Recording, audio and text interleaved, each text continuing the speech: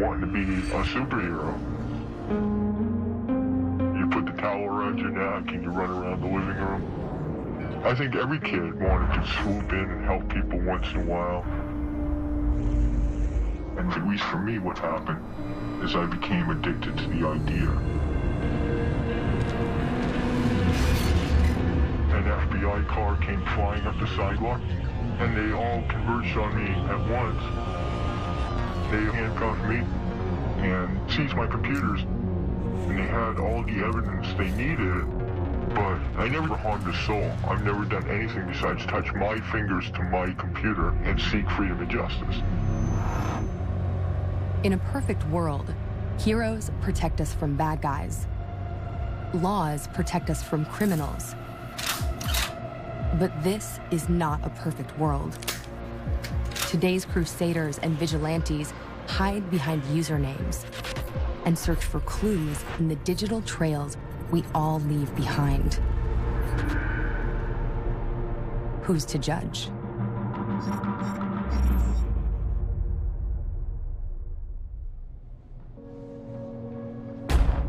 Is there justice? Can there be justice?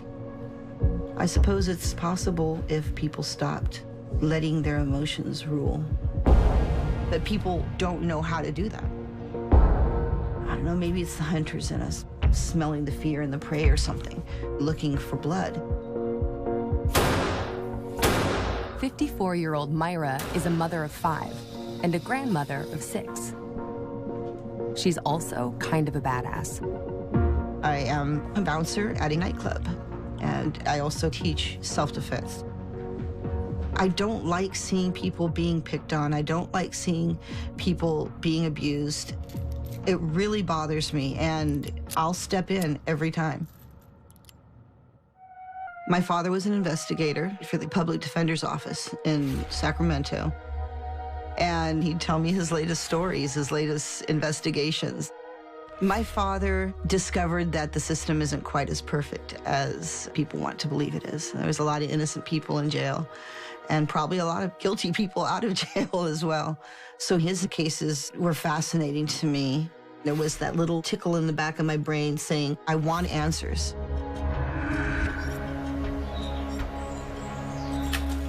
Piecing together the clues, seeking justice. It's an impulse that's brought Myra to Web Sleuths, the biggest true crime forum online. Here, more than 100,000 active users become amateur detectives, sifting through 250,000 plus threads on cold case murders and kidnapped children. You get sucked in, and sometimes you find things that you never would have imagined. One day, a story came up, and it was about this 20-year-old girl named Morgan Ingram. She was young, she was pretty, and her parents believed she was being stalked. They had wildlife cameras posted around their house, and they caught an image of this person standing in the driveway. There were lights tripping, rocks hitting the window. At one point, they claimed that shoe prints were found underneath a bathroom window. The stalking supposedly went on for months, and the police tried their hardest to figure out what was going on, but they never did catch anybody. And then one morning, they woke up and Morgan had died. They had found her dead in her room, and it just absolutely breaks your heart. The people who knew her talked about how she was funny, how she was intelligent and artistic. Now her art, her pictures, her friendships, her loves, gone, wiped out. Her mother had come on Web Sleuths asking for help in solving this crime. And a lot of us are moms on that board, and we felt like Morgan could have been our daughter. So we all dove in. We were going to get this guy.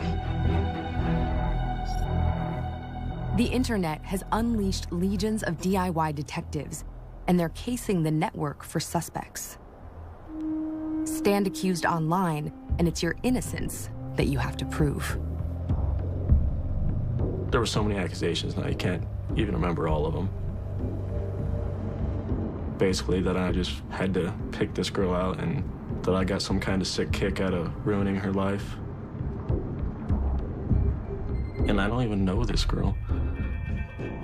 In 2011, Keenan was 18 years old, a night shift manager at a local grocery store, when he moved in with his girlfriend down the street from Morgan Ingram and her parents, Tony and Steve. I honestly have no idea why they picked me out. I'm assuming it's because I work nights and they were seeing a car drive through the neighborhood at random times. The police would pull me over or just follow me. A couple times cops actually held, like, interrogations with me. And that's when they told me, there's a case going on at that house and you're one of our top suspects. It's like, what am I gonna have to do to prove there's no possible way I could have done this? Online, there may be no escaping judgment. Sometimes, your only hope is to try to stay anonymous.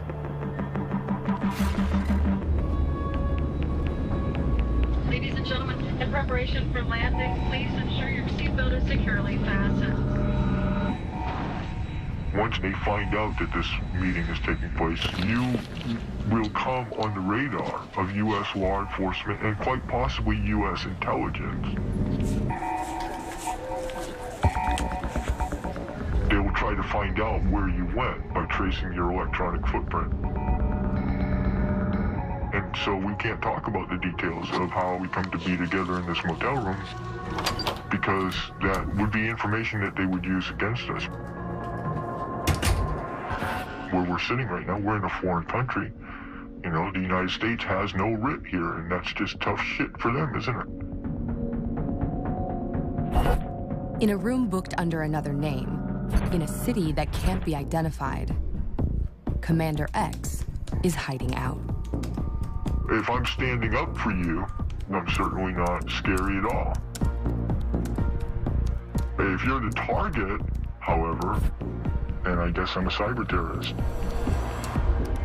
It really is a matter of perspective. Greetings, people of the world. Allow me to introduce myself as Anonymous. X is in league with Anonymous, the internet collective notorious for cyber anarchy, for trolling and pranking the establishment and defacing their websites.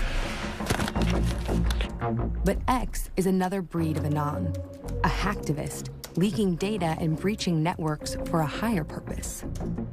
I've been a protester for 35 years, an activist for 35 years.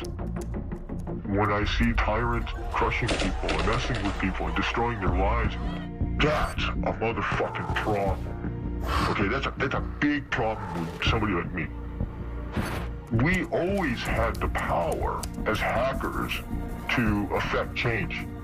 So when I deal with activists in Egypt and Tunisia and Black Lives Matter, I'm able to bring them technological expertise. I can tell them how to live stream their protests to the world. But if you ask those people who they feel safer about, their government, their police, or us, those people will tell you this is what makes them feel safe. This is what makes them feel empowered. X's intentions might be noble, but going after governments and corporations online can bring down real-world consequences. There's a major takedown in the war against computer crime. Authorities in the United States and Europe just rounded up some alleged hackers. 14 people across the country now under arrest, accused of being members of a hacking group called Anonymous. These arrests should send a clear message, quote, that we're not playing around anymore. When a hacker's in trouble, who helps him make his case?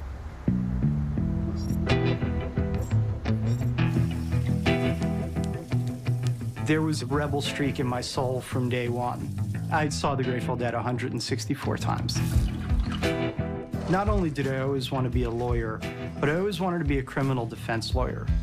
That's the essence, to me, of freedom of liberty, making sure that the state doesn't crush the individual.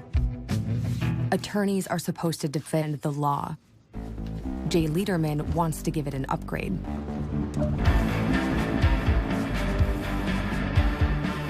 My private practice started in 2006. You know, good old garden variety, drugs, theft, violence, what have you. When I first learned about hacktivism, it spoke to me. These guys are protesting state-sponsored censorship, government oppression, things that I care about. The least I can do is give them some backing. Jay is known as the hacker's attorney. In his office and on his phone, he keeps an encrypted chat line open, dispensing pro bono legal advice to hackers in need. A lot of times, I don't know who I'm talking to. I don't know where they are. All of a sudden, someone direct messages me. They're like, hey, I've just hacked the whole country of Sweden. What do I do? You can make the argument that taking websites offline for weeks on end or leaving a website a smoking crater in cyberspace, that's evil hacking. But, you know, a lot of the time, small-scale defaces of websites, blocking web traffic, those should be considered a legitimate form of protest and a legitimate form of free speech. But if you're the government, it just doesn't work that way.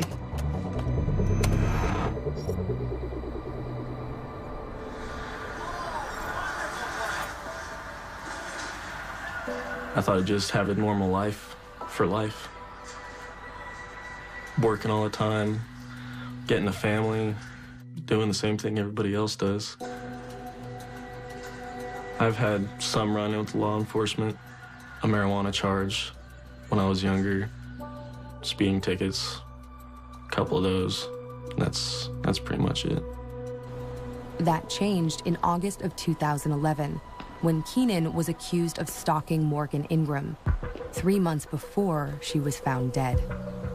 The police scrutinized his every move, but the data was on Keenan's side. At the grocery store, we had the fingerprint scanner. Your own private number you had to punch in with fingerprint recognition, otherwise it wouldn't let you clock in. And the store has 54 cameras, good cameras, and the Ingrams would call the cops and say, he's outside my house or whatever, while they have me on video stocking the shelves. The night that Morgan died, that's one of the nights that the police really looked into at the cameras and all that stuff. And they realized that I wasn't behind any of it. The coroner ruled Morgan's death a suicide by overdose of the painkiller amitriptyline, and the police closed the case. But online, the trial was just getting started. Toni Ingram believed that her daughter had been murdered, so she started this blog, almost like a diary, day by day, following the stalking and the eventual death of her daughter. It was a major hit. It almost went viral. And as Toni's producing this blog, her beliefs about what happened started getting more and more outlandish. Whoever had killed Morgan, according to Toni, broke into the house, made her drink liquid amitriptyline, waited several hours for it to kill her, at some point raped her, redressed her, and then crept out of the house. I realized that Toni was grieving and that this was her way of grieving, that she had to tell her story. But when she started naming Keenan, saying he was responsible for the murder of her daughter, we're like, wow. I mean, freedom of speech does not allow you to blame people for something that they didn't do. Online, anyone can play judge, jury, and executioner.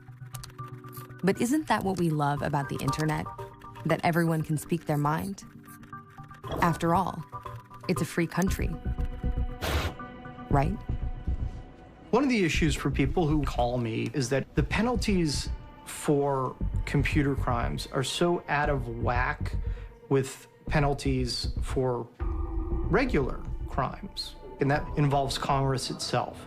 Your average congressperson is like a 60, 70, 110-year-old white man, and they are scared to death of hackers because they don't understand. And what we don't understand, we fear.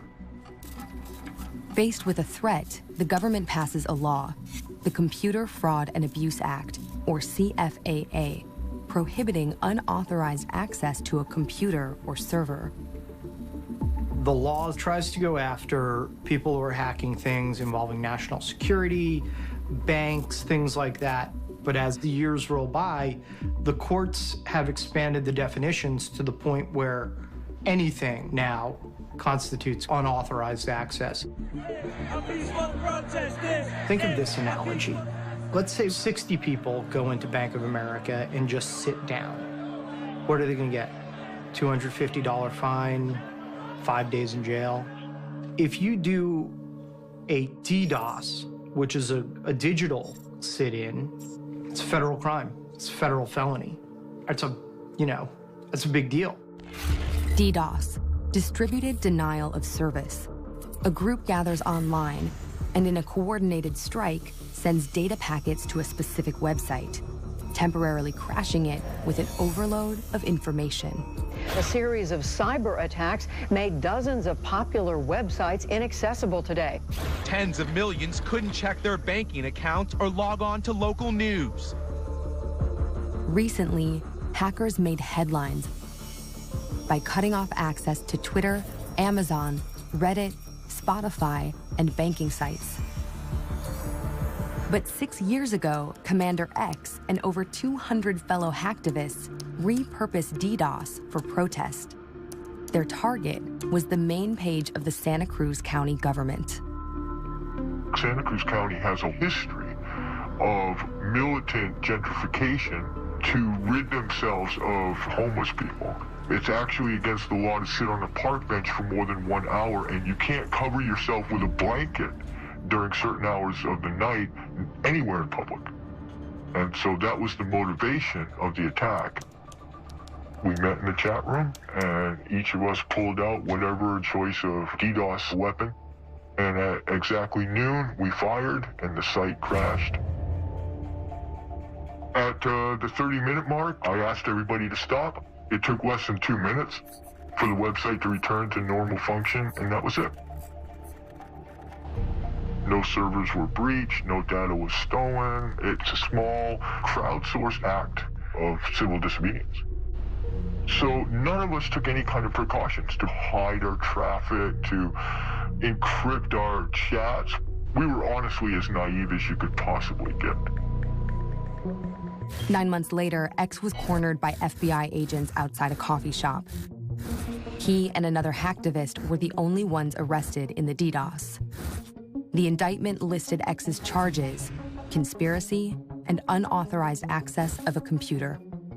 Because of the Computer Fraud and Abuse Act, X would be facing a total of 15 years, plus, just for good measure, a $500,000 fine on top of that.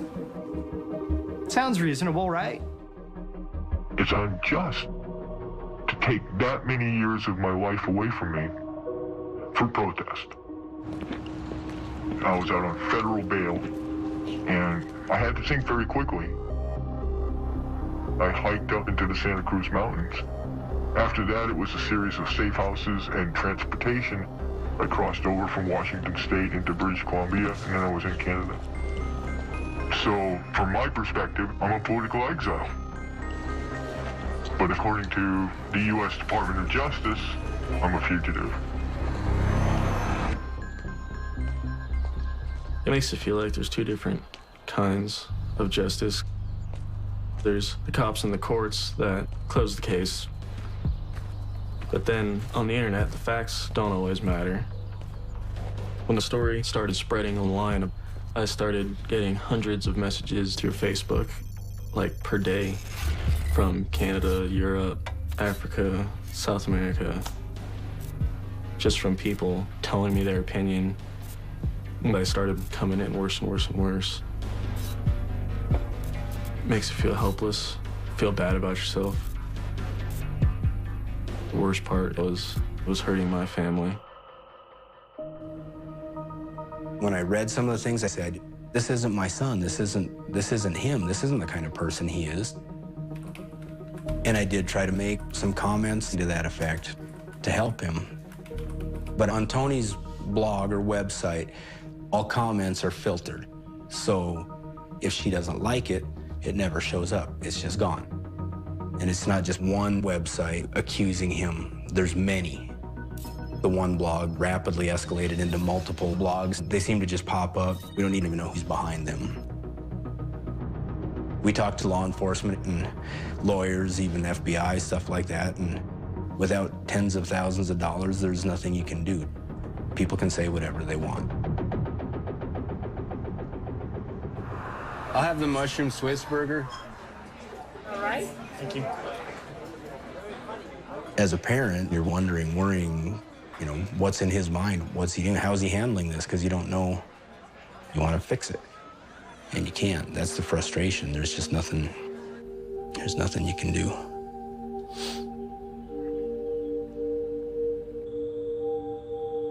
There was nights that I would cry, just not knowing what to do at all, ever. Giving up has crossed my mind. Just dying and going away didn't really seem like such a bad option. To be hounded by anonymous accusers brandishing digital pitchforks, exposing your name, your face, your family. It's happened before. April 2013. 3 days after the Boston Marathon bombing, the FBI released surveillance footage from the scene, inspiring millions of users on Reddit and Twitter to launch a crowdsourced manhunt. One user ID'd the perpetrator as former classmate Sunil Tripathi, who'd gone missing in Rhode Island a month earlier, and the hunch set off a frenzy. Sleuths harassed and threatened Sunil's family until it was discovered that Sunil had committed suicide before the bombing had even taken place.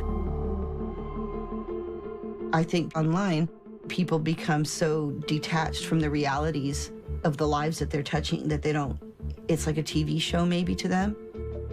So let's say Keenan decided to go to college, or maybe he met a woman that he really loved, and people do background searches now. I mean, what was gonna pop up? He's a rapist, he's a murderer. We knew that this man's life was basically gonna be ruined if we didn't do anything. So a group of us left Web Sleuths and started our own board where we could discuss Morgan's death in private. We got a hold of the police reports, the toxicology screens, the forensics, everything.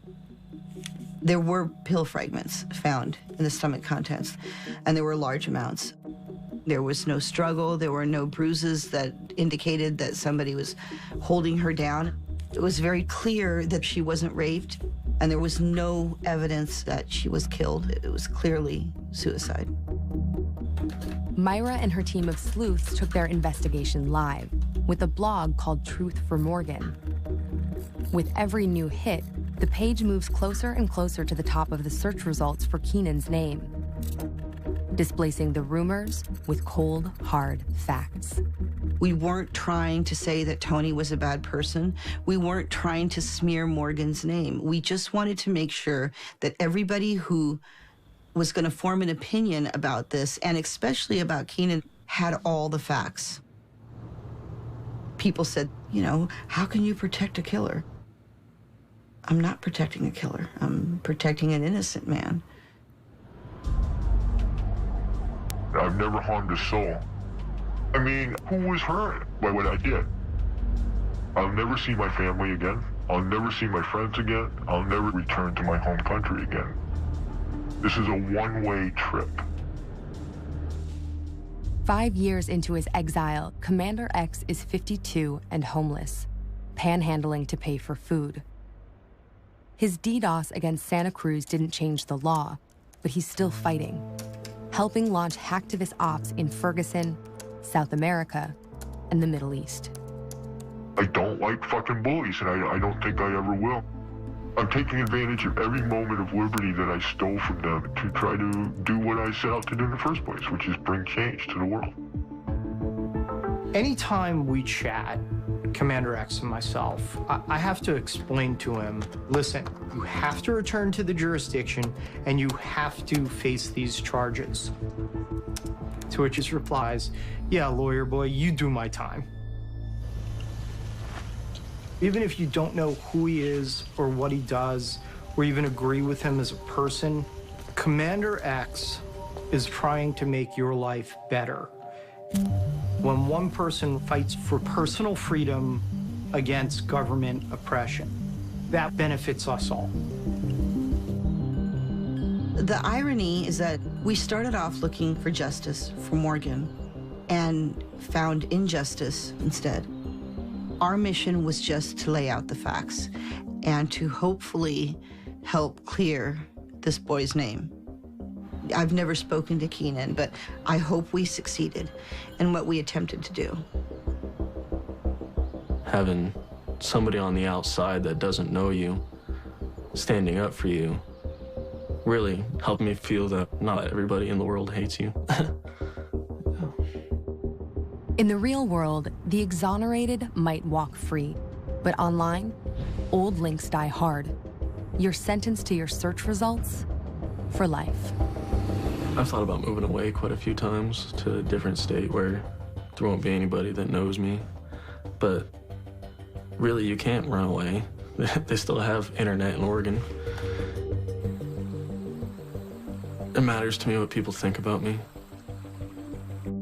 I want people to know that I'm not some monster. Good cast. But it is a free world. You can believe whatever you want.